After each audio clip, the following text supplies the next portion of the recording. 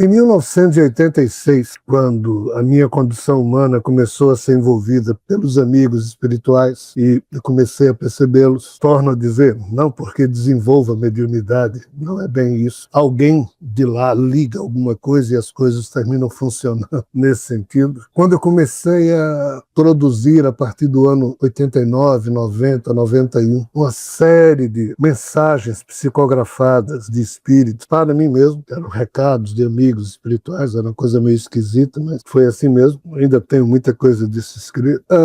Os três espíritos que estavam trabalhando comigo nesse momento era Bezerra de Menezes, José, o espírito de José, que havia sido pai terreno de Jesus, e o de Lucano, o de Lucas, aquele que havia sido aquele que havia sido elista, que não conheceu Jesus, mas que veio da Síria, porque havia escutado falar sobre Jesus, mas quando chegou na Palestina, Jesus já tinha morrido, e Lucas então procurou Maria, a mãe de Jesus, e Lucas disse que gostaria de escrever sobre Maria, ou sobre Jesus, e Maria então aconselhou a conversar com várias pessoas que haviam convivido com Jesus. E foi com essa ideia que Lucas, depois de conversar com várias pessoas, procurou o centurião que havia crucificado Jesus, e foi assim que entre Lucas e o centurião Quirilius Cornélios, que era assim o nome, na época desse personagem humano, surgiu uma certa relação de amizade e de parceria, e 2000 anos depois, o centurião encarnado, Lucas desencarnado, e estavam retomando um certo trabalho ainda na tentativa de entender Jesus. Nessa perspectiva, durante os anos 90 e 91, a opinião desses seres, porque entendam, estou falando aqui, e raramente eu faço isso, mas eu estou falando de três personagens espirituais de muito relevo, que é Bezerra de Menezes, o José, o pai terreno de Jesus, e o espírito de um dos evangelistas, Lucas. Os três não tinham verdade pronta sobre Jesus no sentido do que ele pensava sobre isso ou sobre aquilo. Os três tinham opiniões. O próprio José, pai de Jesus, que acompanhou Jesus até 14, 15 anos e depois o acompanhou desencarnado na espiritualidade, não tinha certezas absolutas sobre se alguma vez o seu filho humano Jesus em algum momento havia se referido ao pai e mãe amantíssimo, na perspectiva da qual ele partia. E isso me chocou na época. Por quê? Porque eu mesmo tinha, entre aspas, certeza que não devia ter e tive que jogar fora. Que Jesus se falava o tempo todo do Pai amantíssimo, jamais daquele personagem tosco da Bíblia, porque assim eu aprendi com os irmãos maristas, assim eu aprendi com os meus avós que me orientaram na religião católica, assim eu aprendi, entre aspas, a construir o meu entendimento e com muito tato, esses dois espíritos, José e Lucas, não me refiro a Bezerra de Menezes, que não participou nesse sentido, apenas eles foram me chamando a atenção para o fato de que isso estava em aberto, que eles, os espíritos, ainda estavam tentando entender. Isso me surpreendeu muito porque eu conhecia vários livros espíritas que diziam abertamente que Jesus está se referindo a Deus, o Pai amantíssimo. E mesmo diversos segmentos atrelados ao movimento espírita, como, vamos assim dizer, a Confederação Espírita Brasileira, que pretendia ter uma versão oficial sobre o que os espíritos falaram sobre Jesus, o que é sempre perigoso, porque na hora em que estabeleceram isso, criaram o tal zelo doutrinário e a coisa ficou pior do que a teologia do catolicismo, contra a qual ninguém podia fazer nenhuma pergunta, porque de pronto era taxado de herege, filho disso, filho daquilo. Ou seja, infelizmente o espiritismo escorregou feio, como todas as religiões, sobre Jesus e pretendeu ser dona de verdades e ninguém pode isso pretender. Em resumo, quando eu comecei a escrever, eu recebia opiniões de espíritos que diziam que Jesus se referia ao Pai amantíssimo e estranhamente, de vez em quando, um ou outro falava que não, que Jesus se referiu o tempo inteiro ao chamado Abba, que era uma expressão aramaica que se referia a pai no sentido do Deus bíblico, do Criador bíblico, que foi quem financiou profeticamente a vinda de Jesus através de anúncios infindáveis ao longo das páginas da construção do Antigo Testamento, que fala todos aqueles profetas avisando que haveria um Messias. O Messias haveria de vir e Jesus, como tal, se apresentou. Para minha surpresa, no ano 2007, quando fui obrigado a me defrontar com o Javé, com esse ser complicadérrimo, esse ser basicamente carimbou em mim uma tentativa de deixar absolutamente claro que Jesus se referiu a ele o tempo todo, até porque era ele que falava com Jesus o tempo todo. Ele e seus anjos, e etc, e etc. Então isso invadiu minha mente de tal forma que eu tive que lidar, e lido com isso até hoje, porque eles me passaram todos os arquivos, me mostraram absolutamente os arquivos mentais deles em relação a como eles trabalharam com Jesus. Então, para responder a pergunta que me foi feita de forma honesta, eu tenho que deixar claro as minhas idas e vindas também ao longo de mais de 20 anos, na tentativa de entender isso.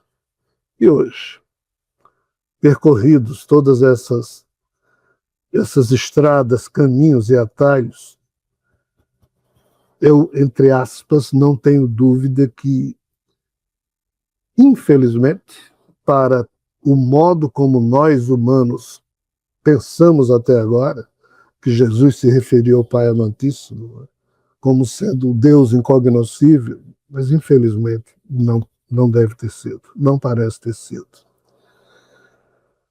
Eu uso a expressão não deve ter sido, não parece ter sido, para não ser taxativo num campo em que nós ainda não podemos carimbar coisa alguma, porque o próprio mestre, a seu turno, deverá esclarecer isso de modo próprio, porque certas coisas têm que ser a própria consciência a retornar sobre os passos que ele mesmo criou. Enquanto Rogério, eu funciono como um agente do espírito que me anima, retornando por sobre os passos que outros eus humanos que o meu espírito produziu trabalharam lá atrás, e esse alinhamento, esse redimensionamento, que nunca se repete, mas só se soma, se adiciona. Né? O espírito ele nunca se repete. Ele soma ou adiciona os processos que ao longo de muitas vidas ele vai produzindo através de seus egos humanos. E nessa perspectiva, eu poderia dizer com uma certa dose de tranquilidade que é exatamente o contrário de tudo que nós, que fomos criados na seara católica, cristã, protestante, espírita, infelizmente ou felizmente, ou seja lá o que for, Jesus nunca se referiu ao Pai Amantíssimo. Quem diz isso é alguém que em palestras passadas já expressou essa dúvida. Quem diz isso é alguém que em palestras passadas alguma vez já disse, olha, pode ser que ele tenha se referido aos dois. Por quê? Porque no momento em que Jesus, e a gente vai falar nisso sobre as aulas, ao longo das aulas, na medida em que Jesus foi desconfiando que havia algo de muito errado com a agenda que esse ser chamado Javé escreveu como sendo um roteiro sagrado, que ele, Jesus, nasceu para cumprir aquilo e não podia mudar o que estava escrito nas, entre aspas, sagradas escrituras, né? Porque é nesse ponto que tem o X da história que o catolicismo, que o cristianismo deixou de lado. Qual é o X? Que a gente vai aprofundar no curso. É assim. O homem Jesus que surgiu, a natureza do psiquismo daquele ser humano Jesus, não conseguiu realizar o que estava escrito. O que é que estava escrito?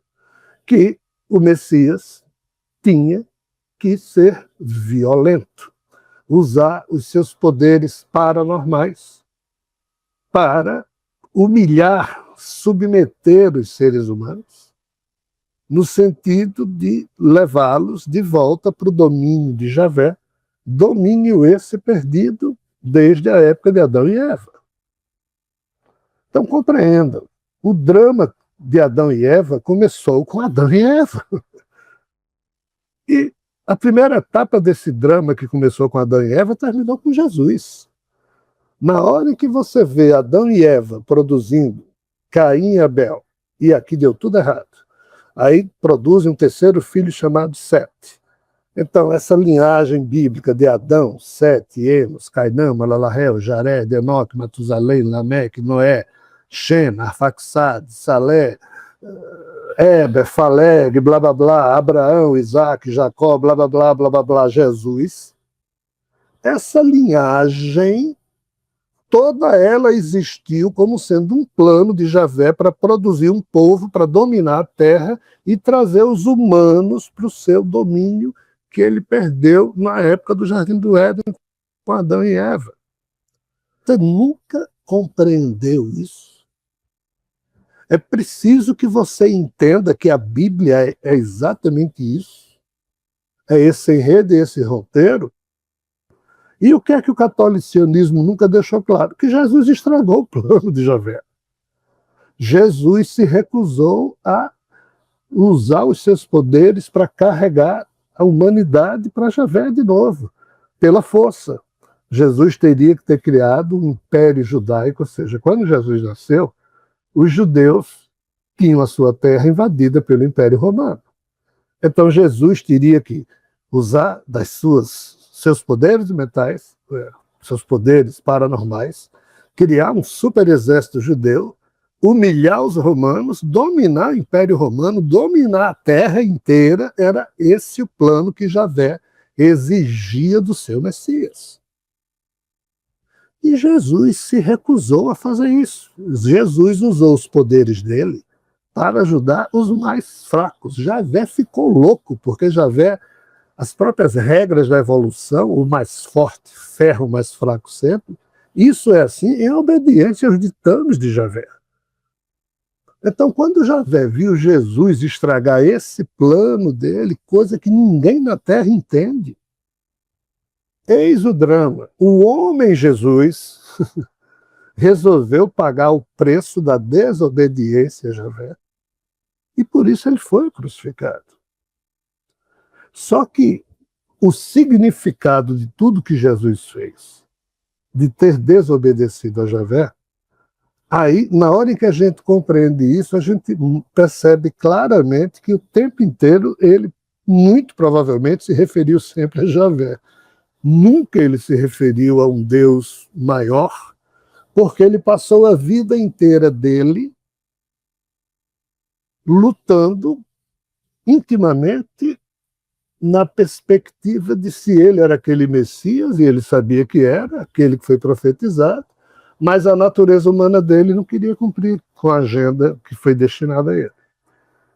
Nesse ponto, o que vários amigos espirituais afirmam é que o homem Jesus, apesar de não ter verbalizado isso, ele pensou, alguns espíritos que o acompanharam, que acompanharam o homem Jesus ao longo dos seus dias difíceis, né, dizem, afirmam, que o homem Jesus pensava esse ser, a quem eu chamo de Abba, a quem, no início da sua pregação, com ingenuidade, Jesus se tinha como Messias desse ser. Então, frases do tipo que João falou, quando Jesus dizia, esse ser, ele só é alcançado através, entre aspas, do meu testemunho, porque vai levar todos os humanos para ele. Então, ninguém chega a ele se não for por meio do que eu estou fazendo. Só que a tradição judaica e o modo sagrado com que essas frases eram estabelecidas deram um contorno extremamente complicado essa frase de Jesus, porque aí implica num outro problema. Ainda que Jesus tivesse dito isso no sentido mais amplo, nós estaríamos também aqui vendo um problema seríssimo no campo da intolerância. Por quê? Porque Jesus sabia que não só existem judeus na face da terra. Ele viajou, a gente vai falar disso também nas perguntas, nas 4 aulas. Um dos livros que eu publiquei, Jesus e o Druida da Montanha, a gente explica isso, o que Jesus fez no tempo da sua juventude. Ele sabia que existia um conjunto grande de outros, entre aspas, candidatos a deuses e a Deus espalhado em diversas culturas. Então, se Jesus, que não bate com o temperamento dele, disse que só ele, Jesus, é quem tem poder para salvar as pessoas, e aqui implica um equívoco muito grande, porque os espíritos afirmam que Jesus nunca pretendeu dizer isso nesses termos. O que é que Jesus estaria dizendo? Que nada do que foi feito por Buda, por Zoroastro, por Krishna, por uma série de outras figuras maravilhosas tinha sentido, prestava ou valia para alguma coisa, porque só Jesus salvava. Isso está totalmente errado. Infelizmente, as religiões cristãs, essas faces católica, protestante, que surgiram a partir desse tipo de interpretação, elevaram, porque também não quiseram colocar isso como sendo Jesus falando de Javé, essas religiões que surgiram do legado de Jesus colocaram Jesus falando com o Deus da Santíssima Trindade, que não é Javé. Ah, mas que Deus é esse? Nem ele sabe, mas não é Javé. É um Deus aí incognoscível que inventaram que era igual a um Espírito Santo, que também ninguém sabe o que é, e igualaram Jesus a esses dois, aí complicou tudo, porque você não sabe distinguir tudo, e fica presente o sentido da consubstancialidade teológica que só os teólogos julgam que entendem, quando isso não quer dizer nada, isso não vale nada, a não ser um conceito para quem tem fé. Em resumo, Jesus, de fato, durante a vida dele, se referiu a ele, Jesus, como sendo o Messias. E isso terminou por ser traduzido com frases parecidas com essa, mas no sentido de que caberia a Jesus levar o povo judeu e os demais humanos para, entre aspas, o jugo de Javé. Jesus, durante o início da sua vida pública, ele assimilou isso e ele tentou fazer isso. Em algum momento da história, seu coração, sua natureza humana, se recusou a fazer isso de forma violenta, começou a crise, mas ele já tinha dito isso, já tinha falado. Até aqui, isso é possível de nós compreendermos. O problema é que depois da morte de Jesus, essa frase, esse tipo de assertiva de Jesus, foi transformada em coisas magnânimas, grandiloquentes, de Jesus falando em relação ao Deus amantíssimo, o que fez com que as religiões brigassem entre si, cada uma dizendo, não, o Jesus da minha igreja é o que salva, o Jesus da minha religião salva, o Jesus protestante não salva, ou então o Jesus católico não salva, enfim, essa distorção por completo que hoje, 2000 anos depois, nós vemos os ortodoxos dizendo que o verdadeiro Jesus, só os ortodoxos russos e gregos é que cultuam. Aí o Papa Francisco diz, não, só os católicos apostólicos romanos cultuam o verdadeiro Deus e o verdadeiro Jesus.